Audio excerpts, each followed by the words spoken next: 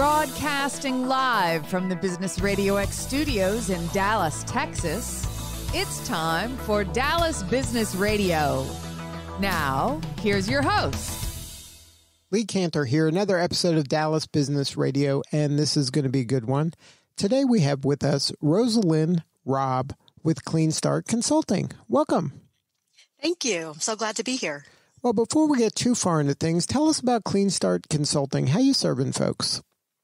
Yes, thank you so much. So I started CleanStart Consulting because I have many years of cleaning background.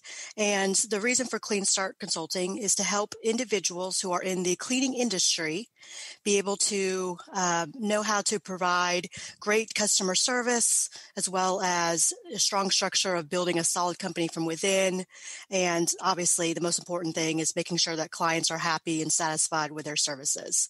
So I have a ton of resources as well as one-on-one coaching, and I am getting ready to launch some master classes as well to help small business owners really understand how to best utilize their time to lead their company effectively. Now, is this a large market? Are there a lot of people that have cleaning businesses? Yes, absolutely. There are cleaning companies all over the world. I've had the awesome privilege of even working with clients in London last month. I'm talking with someone in Australia, but also in America as well. So it is definitely a global industry with cleaning, and it's actually getting faster growth-wise because of COVID. People are either having, like in London, for instance, people are actually, have lost their jobs, unfortunately. And so they have actually gone into the cleaning industry because it's very needed.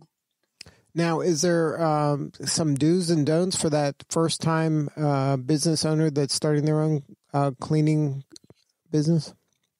Yes, absolutely. Goodness gracious. I remember when I started my cleaning company, the first 3 years are just a really whirlwind, and you are juggling so much as you are, the primary person for networking and marketing, sales, but also training your employees. A lot of times you're on the homes, obviously cleaning too. And so there are definitely things that I look back that I wish that I had done better, and that I love to help people be able to navigate as they start their businesses. I think the main thing that I really recommend is, as an entrepreneur, I feel like a lot of times we feel like we need just to do it all, you know what I mean? And we can do it all. And I think that that's really false. Really know your why and what your skill sets are super important. So if for instance, for me, I really hate bookkeeping. I can do it, but I can hire somebody that would take, half as long as what I would do. And so really understanding as a business owner early on, bring people on your team that have strengths that help your weaknesses, or somebody who's a lot more passionate about a certain thing like social media, where they can run your Facebook page. Could you do it? Yes, but it's not something that you enjoy doing. So I think that that's really important. I think also it is extremely important as a business owner, as you're starting, is making sure that you also take time to have self-care. I know I didn't do a very good job of that early on, so I burnt out repeatedly at times. And you cannot pour into your company and in your employees, obviously, if you're on an empty tank.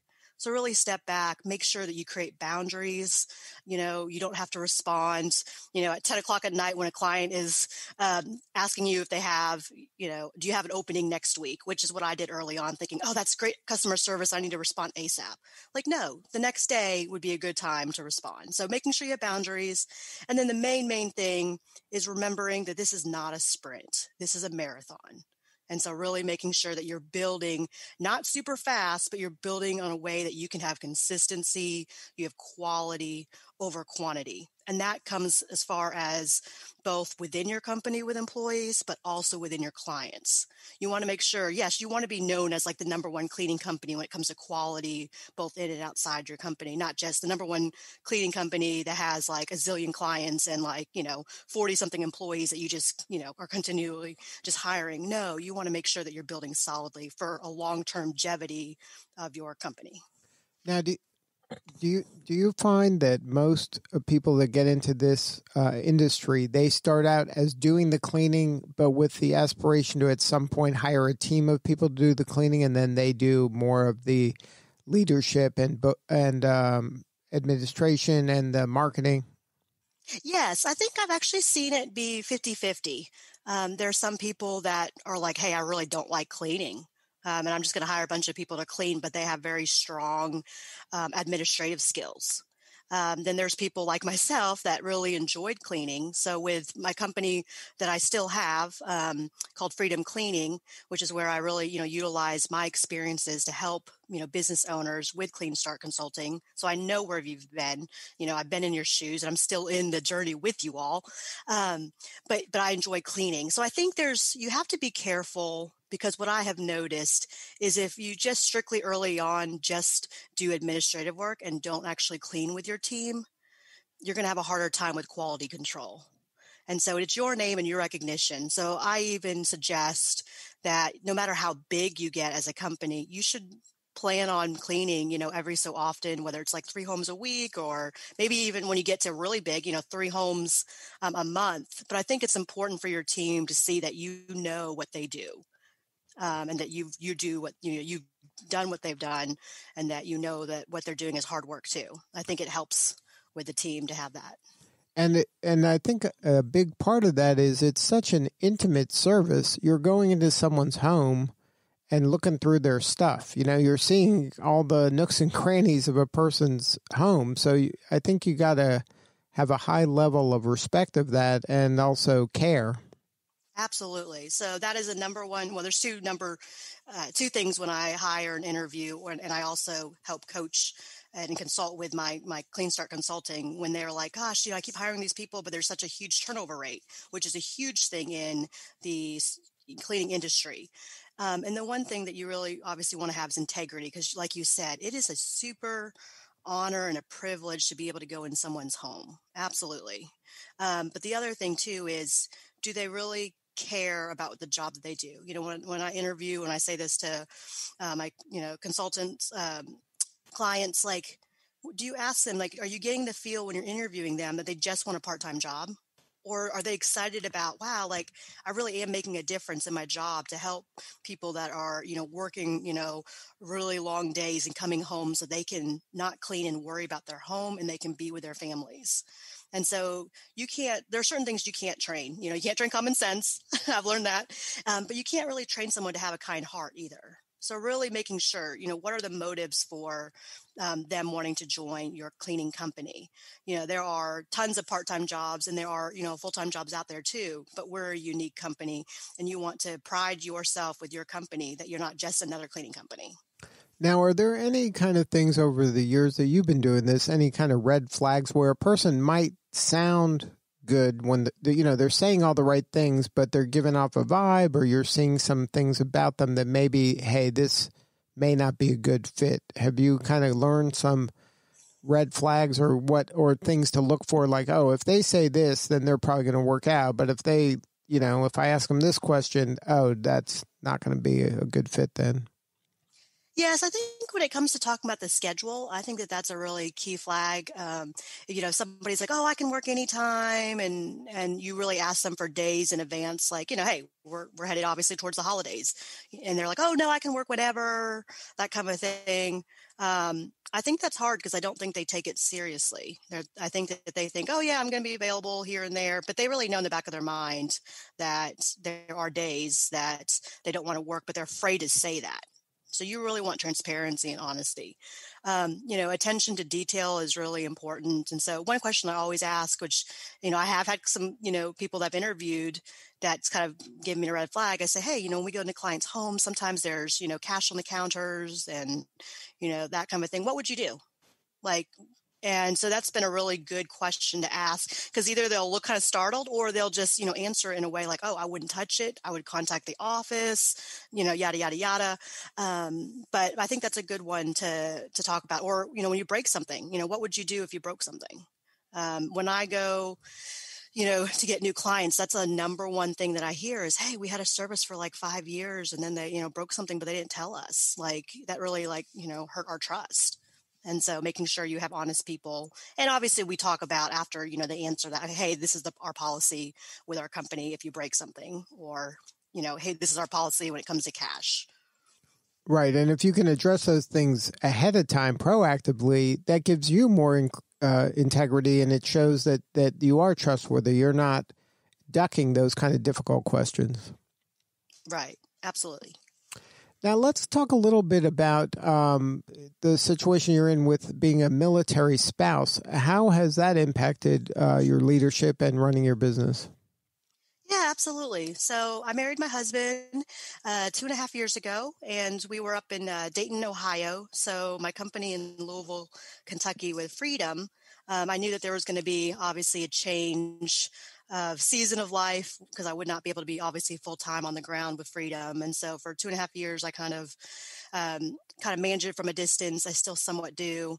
But when we got orders to go to Abilene, Texas, for about 2 to 3 years, I knew that, I needed to start looking and thinking more about what I wanted to do for myself. I'll admit to you that as a military spouse, there was a little bit of a grieving process for me. I was like, oh my goodness, like I have my cleaning company. It's my baby.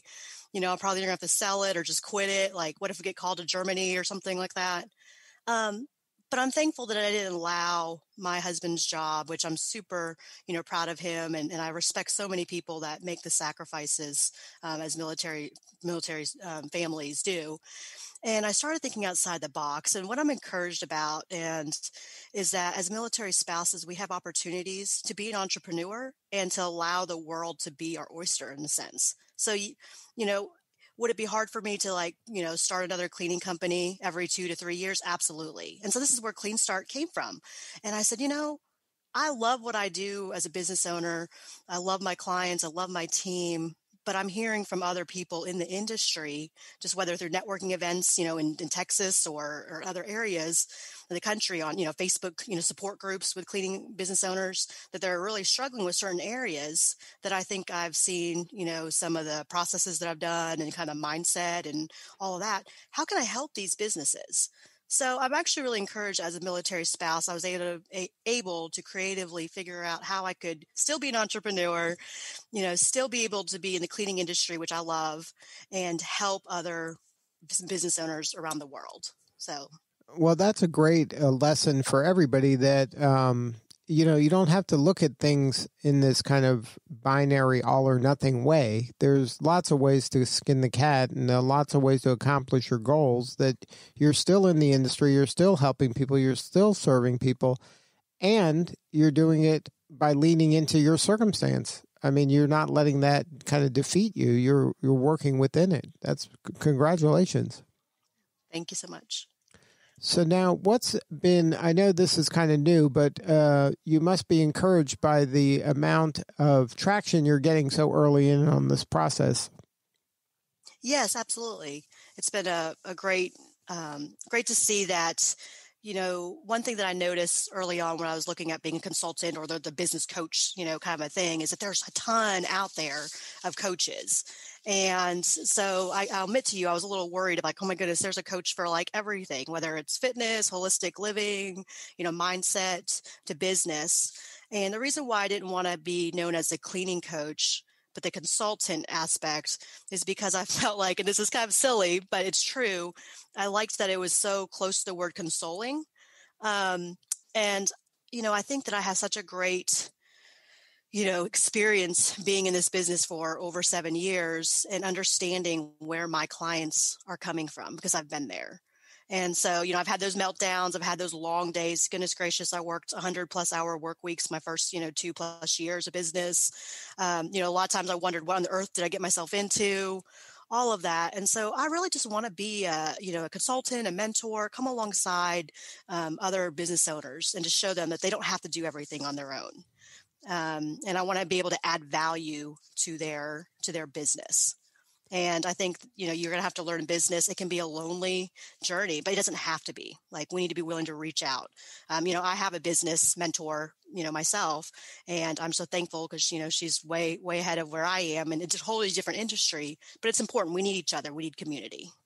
Now, can you maybe share some advice for that person that has never been an entrepreneur before, but, they're just tired of the kind of relying on other people to hire them or to be an employee, and they want to, kind of control their own destiny a little more and maybe explore entrepreneurship. Any advice for that person to take the leap into entrepreneurship?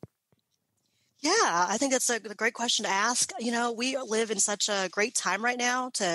In America, we have a lot of resources. There's, the small business, the SBA. There's SCORE, which is part of the SBA, which is a nonprofit side where you can actually get, mentors. Whether it's, hey, I really want to know something about how to file for a business, or hey, I have some legal questions, and they have, some attorneys that do it pro bono. So, there's so many great resources out there. I think the biggest thing when it comes to starting a business, you're going to have to really know your why for your business. Because if you're just like, I want to be able to be my own boss. I want to be able to just like choose my own hours. And you're going to learn early on in business, the first couple of years are difficult, but you got to push through it. But it's not as easy as, I can just choose when I want to work and when I don't want to work. So really knowing your why is really important, because you're going to have to come back to that during the days when it's tough. One thing that I'm a huge, advocate for, and this is what I like to tie in when I'm, consulting business owners in the cleaning industry is, what are your passions outside of just, cleaning and having a great cleaning company? And, whether it's, protecting our environment, or, helping refugees, or, different things. For me, the why for my business with Freedom as well as CleanStart was that I'm a huge human trafficking victims advocate.